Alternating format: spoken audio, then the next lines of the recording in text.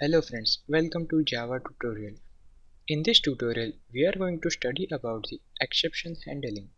First of all, what is exception? Exceptions are the objects that defines the abnormal conditions that interrupts the normal flow of the program.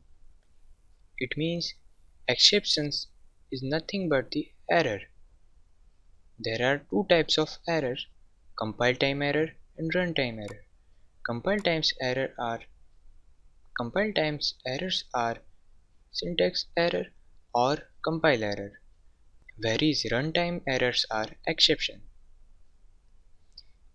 Class exception is subclass of base superclass throwable. There are two types of exception, checked exception and unchecked exception. Let's discuss about the unchecked exception. Unchecked exception must be extends runtime exception class or arithmetic exception class or null pointer exception class. Unchecked exception can be occurred anywhere in the program, but not compulsorily. Unchecked exception is an exception which extends the runtime exception. Now, let's discuss about the checked exception. Checked exception is exception which doesn't extend runtime exception. This exception avoids the compile time error. As an example, IO exception is a checked exception. Now, let's look at the exception handling. Now, let's take a look to how to handle exception.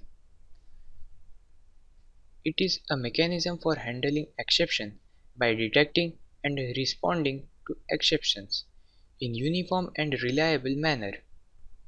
In exception handling, we can catch the exception to run our program without any runtime error.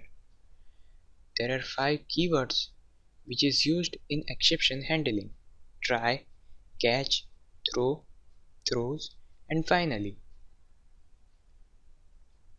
Throwing an exception. When we want to detect an abnormal condition, then it is called throwing exception. Catching an exception. The exception which is thrown must be caught. It is called catching an exception. Now, let's take a look at the try and catch block, which is a good mechanism for exception handling. Using try and catch block, we can monitor and catch exception. So we can protect our code from exception and program can run smoothly without any error. Try block contains the code which may cause the exception. Catch block must be followed by the try block. Catch block contains code to be executed if exception occurs. Here is the syntax of try and catch block. In try block, there is a code which may cause exception. Catch, it takes parameter as exception class and object. In its body, there is a feedback code if any exception occurs.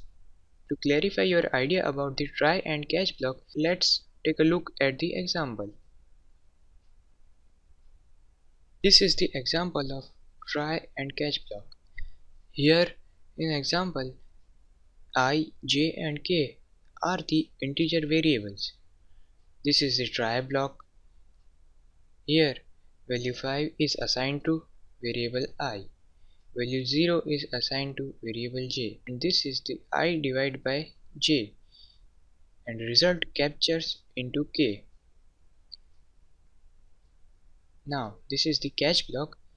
In its parameter it contains the arithmetic exception because here k is equal to I divided by j, which means 5 divided by 0, which is not possible. which is an abnormal condition of maths. So here we can take arithmetic exception class, and this is the code to be executed if this exception occurs. Now let's run this program. After run this program, we can get output like this: divide by 0 not possible, which is our statement here, and which is comes from the catch block.